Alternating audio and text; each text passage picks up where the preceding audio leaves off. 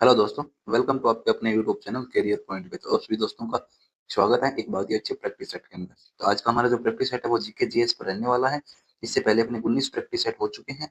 आज का अपना 20 नंबर का प्रैक्टिस सेट है, तो उन्हें भी जाकर के आप जरूर देखें। कहीं ना कहीं आप इन प्रैक्टिस सेट को मिस कर रहे हो तो आप अपने एग्जाम से पीछे की ओर जा रहे हो, क्योंकि इन प्रैक्टिस सेट के अंदर पीवाई की क्वेश्चनों को मद्देनजर रखते हुए बनाए गए हैं। चलो स्टार्ट करते हैं आज का प्रैक्टिस सेट। आज का क्वेश्चन नंबर 1 है, सती प्रथा का अंत किस गवर्नर जनरल के कार्यकाल में हुआ था?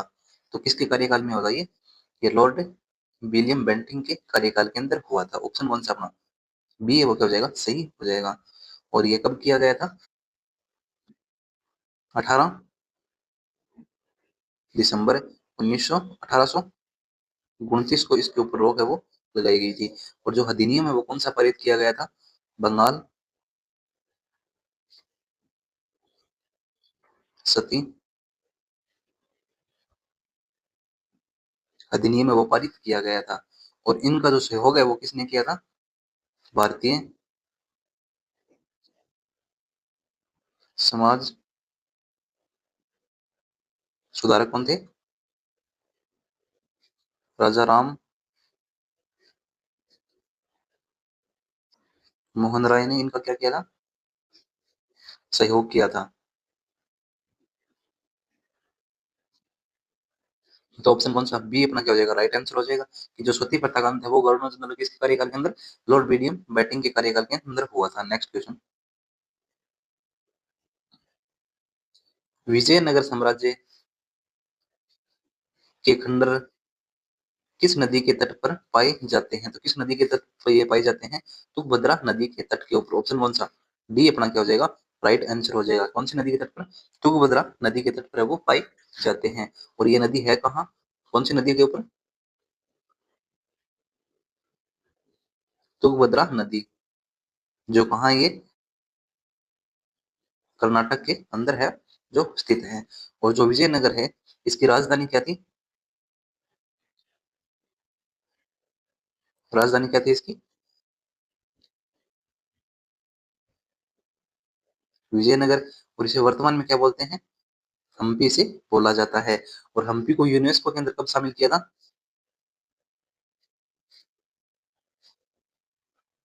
यूनेस्को के अंदर कब शामिल किया इसे? 1986 में शामिल वो किया गया था। किसको?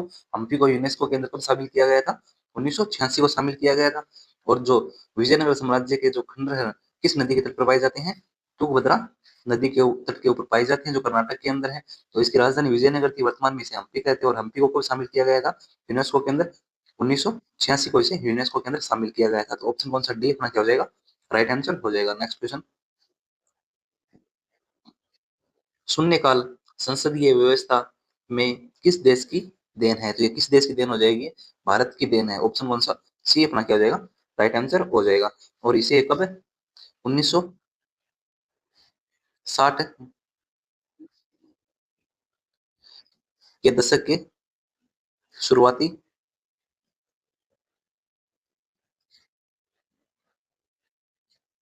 वर्षों में शुरू की गई थी। तो ऑप्शन कौन सा होना, सी क्या हो जाएगा, सही हो जाएगा। शून्यकाल किसकी देन है? भारत देश की देन है। नेक्स्ट क्वेश्चन, भारत में नियंत्रक और महालेखा परीक्षक कैग की नियुक्ति कौन करता है? तो इनकी नियुक्ति कौन करता है? इनकी नियुक्ति वो किसके द्वारा की जाती है? राष्ट्रपति के द्वारा की जाती है। ऑप्शन कौन सा डी अपना क्या हो जाएगा, राइट आंसर हो जाएगा। राष्ट्रपति के द्वारा इनकी क्या की जाती है, नियुक्ति की जाती है। और इनका जो कार्यकाल होता है वो कितना होता है? कार्यकाल कितना होता है? 6 वर्ष या फिर 65 वर्ष, जो पहले हो। और ये जो कार्यकाल है, और जो नियंत्रक एवं महालेखा परीक्षक है, अनुच्छेद कहां से लेकर के? अनुच्छेद 148 से लेकर के अनुच्छेद 151 तक इनकी कार्यकाल, शक्ति और नियुक्ति का वो प्रावधान है वो दिया गया है। नेक्स्ट क्वेश्चन, वायुमंडल में कौन सी गैस पराबैंगनी किरणों को अवशोषित करती है? तो कौन सी गैस है वो इन्हें अवशोषित करती है? ओजोन हो जाएगी। ऑप्शन कौन सा बी है वो क्या हो जाएगा, सही हो जाएगा। जो ओजोन गैस है वो इन्हें क्या करती है, अवशोषित करती है। ओजोन गैस O3 हो जाएगा। और जो है वही ये जो ओजोन, ये कौन से मंडल के अंदर होती है ओजोन, समताप मंडल के अंदर होती है। और ये क्या, जो सूर्य से आने वाली कौन सी जो हानिकारक पराबैंगनी किरणों को क्या पृथ्वी तक पहुंचने से क्या करती है, ये रोकती है। कौन, ओजोन इन्हें रोकती है। और ओजोन दिवस है वो कब मनाया जाता है, 16 सितंबर को मनाया जाता है। नेक्स्ट क्वेश्चन, हम्पी के स्मारकों का समूह है जो एक यूनेस्को विश्व धरोहर स्थल है, किस राज्य में स्थित है। तो ये क्वेश्चन पहले भी आ चुका है, किस राज्य के अंदर स्थित है, कर्नाटक के अंदर स्थित है। ऑप्शन कौन सा, डी अपना क्या हो जाएगा, सही हो जाएगा। कहाँ स्थित है, कर्नाटक के अंदर स्थित है। और इसे यूनेस्को के अंदर कब शामिल किया गया था, 1986 में इसे यूनेस्को के अंदर शामिल किया गया था। नेक्स्ट क्वेश्चन, भारत की सबसे बड़ी अंतर्देशीय खारे पानी की झील सांबर झील किस राज्य में स्थित है। तो सांबर झील है वो किस राज्य के अंदर स्थित है, राजस्थान के अंदर स्थित है। कहाँ है, राजस्थान के अंदर। ऑप्शन बी क्या हो जाएगा, राइट आंसर हो जाएगा। और ये कितना, जो सांबर झील है ये भारत के कुल नमक उत्पादन का लगभग 9% हिस्सा है वो देती है। तो कितना देती है, कुल नमक उत्पादन का लगभग कितना, 9% हिस्सा है वो कौन देती है, अकेली सांबर झील देती है।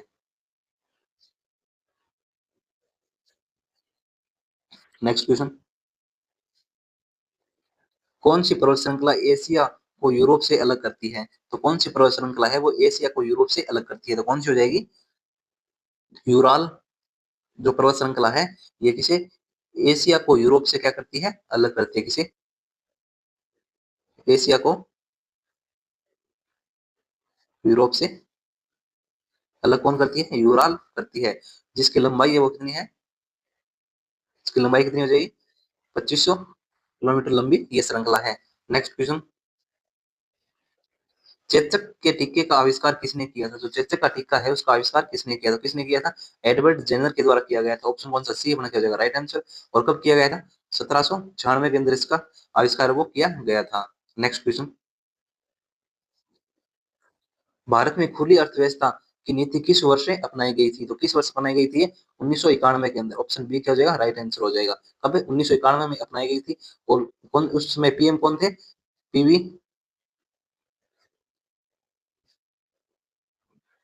नरसिंह राव कौन थे, प्रधानमंत्री थे। और वित्त मंत्री उस टाइम कौन थे, डॉक्टर मनमोहन सिंह हैं। तो किन्होंने जो है वो लागू की थी, पीएम कौन थे, पीएम पीवी नरसिम्हा राव थे। और वित्त मंत्री कौन थे, डॉक्टर मनमोहन सिंह थे।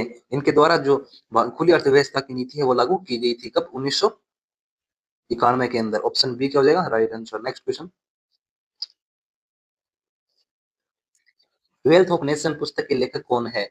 वेल्थ ऑफ नेशन जो पुस्तक है उसके लेखक है कौन है, तो उसके लेखक कौन हो जाएंगे, एडम स्मिथ हो जाएंगे। कौन हो जाएंगे, एडम स्मिथ। ऑप्शन कौन सा, सी क्या हो जाएगा, राइट आंसर हो जाएगा। और इसका जो प्रकाशन है वो कब हुआ था, प्रकाशित कब हुई थी पुस्तक, 1776 के अंदर इसका क्या हुआ था, प्रकाशन हुआ था। नेक्स्ट क्वेश्चन, एशियाई विकास बैंक एडीबी का मुख्यालय कहाँ स्थित है। तो जो एशियाई विकास बैंक है इसका मुख्यालय वो कहाँ स्थित है, मनीला फिलीपींस के अंदर इसका मुख्यालय वो स्थित है। ऑप्शन सी क्या होगा, राइट आंसर।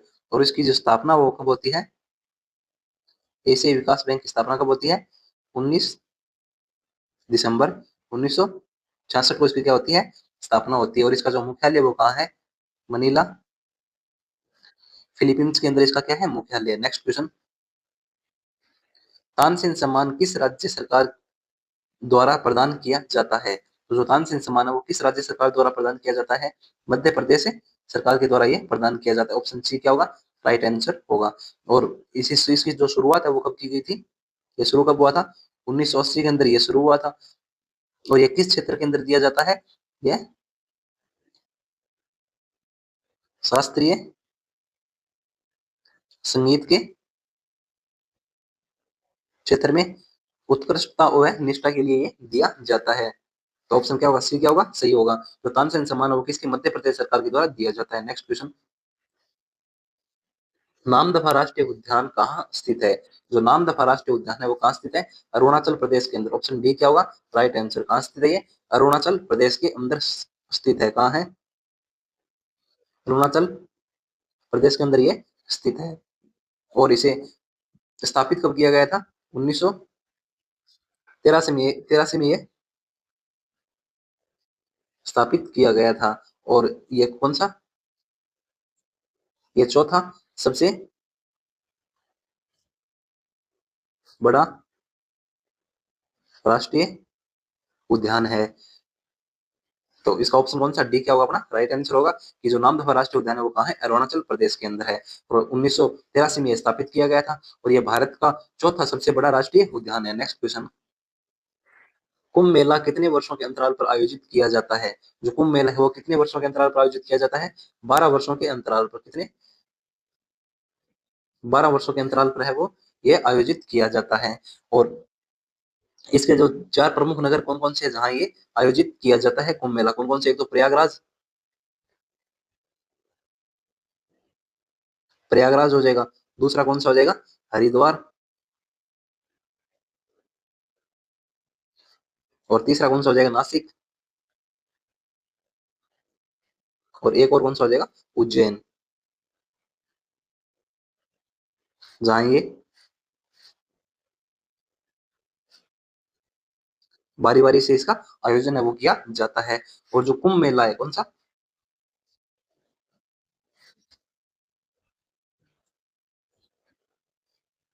जो क्या है? महाकुंभ। महाकुंभ का आयोजन है वो कितने वर्षों के अंतराल पर किया जाता है? 44 वर्षों में एक बार इसका आयोजन किया जाता है। किसका? महाकुंभ का कितने? 44 वर्षों में एक बार इसका आयोजन किया जाता है।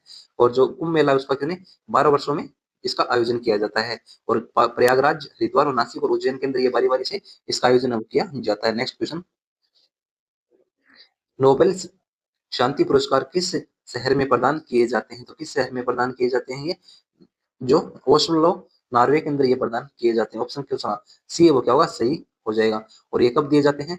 10 दिसंबर को ये प्रदान किए जाते हैं। कब? 10 दिसंबर को प्रदान किए जाते हैं। और जो साहित्य, भौतिकी और जो रसायन विज्ञान के अंदर है वो कहाँ दिए जाते हैं? वो स्टॉकहोम, स्वीडन में दिए जाते हैं। कहाँ दिए जाते हैं? स्टॉकहोम, स्वीडन में। कौन कौन से दिए जाते हैं? साहित्य, भौतिकी और रसायन के दिए जाते हैं। और जो शांति का नोबेल पुरस्कार है वो ओस्लो, नॉर्वे के अंदर दिया जाता है 10 दिसंबर को। Next question. और क्लास को है वो लाइक और शेयर जरूर करें और अपने सभी दोस्तों तक इसे क्लास को और चैनल को सब्सक्राइब कर रखें ताकि अपनी जो नेक्स्ट क्लास आने वाली है उसको नोटिफिकेशन आप तक पहुंच सके। इसलिए चैनल को सब्सक्राइब करना क्या है? जरूरी है। तो नेक्स्ट क्वेश्चन है अपना, आजाद हिंद फौज का गठन है वो कहाँ हुआ था? तो आजाद हिंद फौज का गठन कहाँ हुआ था? सिंगापुर के अंदर हुआ था। ऑप्शन सी क्या होगा? सही होगा। कहाँ हुआ था? सिंगा सिंगापुर के अंदर हुआ था। और इसका गठन है वो कब किया गया था? 21 अक्टूबर 1943 का इसका पूर्णतः गठन है वो किया गया था। वैसे तो कई जगह है वो 1942 में मिलता है, लेकिन इसका जो पूर्णतः गठन है वो कब? 21 अक्टूबर 1943 को वो किया गया था। तो इसके जो नेतृत्व है वो किसने किया था? इसका नेतृत्व है सुभाष चंद्र बोस के द्वारा किया गया था। इसका नेतृत्व किसने किया था? सुभाष चंद्र बोस ने किया था। और जो इसकी जो आजाद हिंद है इसकी जो पहल है वो किसने की थी? जो आजाद हिंद फौज का गठन है उसकी जो पहल है वो किसने की थी? कैप्टन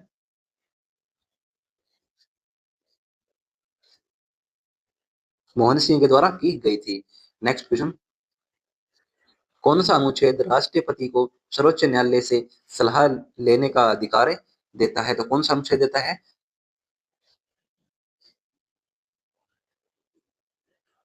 नेक्स्ट क्वेश्चन है, कौन सा अनुच्छेद राष्ट्रपति को सर्वोच्च न्यायालय से सलाह लेने का अधिकार है वो देता है? तो कौन सा अनुच्छेद देता है? अनुच्छेद 143 के तहत। ऑप्शन सी क्या होगा? राइट आंसर हो जाएगा कि जो अनुच्छेद 143 है उसके तहत राष्ट्रपति को सर्वोच्च न्यायालय से सलाह लेने का अधिकार प्रदान है वो करता है। Next question. एलिफेंटा की गुफाएं मुख्य रूप से किस देवता को समर्पित है? तो किस देवता को समर्पित है? शिव को समर्पित है। किसको है? शिव को समर्पित है। और ये जो एलिफेंटा की गुफाएं हैं वो कहाँ स्थित है? ये महाराष्ट्र के अंदर स्थित है। कहाँ है? महाराष्ट्र में स्थित है। और ये कौन सी पांचवी है, छठवीं शताब्दी में बनी गुफाएं हैं। कब बनी हुई हैं ये? पांचवी और छठी शताब्दी के अंदर बनी गुफाएं हैं। और कुल कितनी गुफाएं हैं? कुल 7 है गुफा है, जिनमें 5 तो क्या है?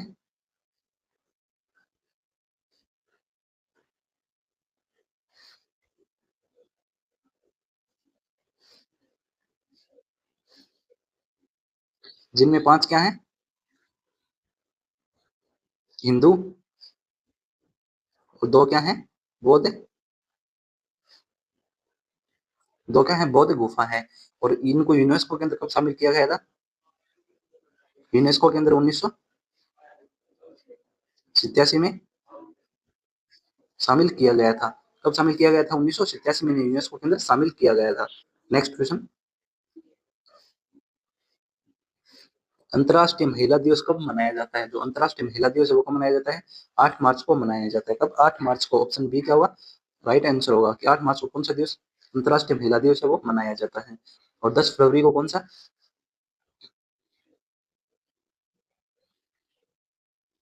विश्व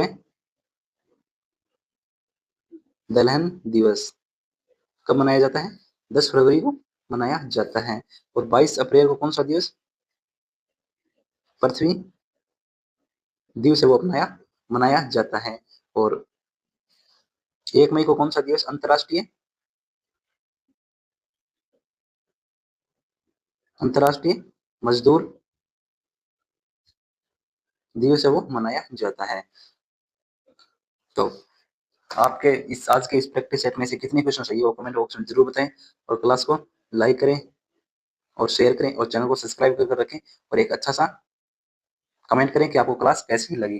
thank you all of you. जय हिंद, वंदे मातरम। और चैनल को सब्सक्राइब जरूर करें।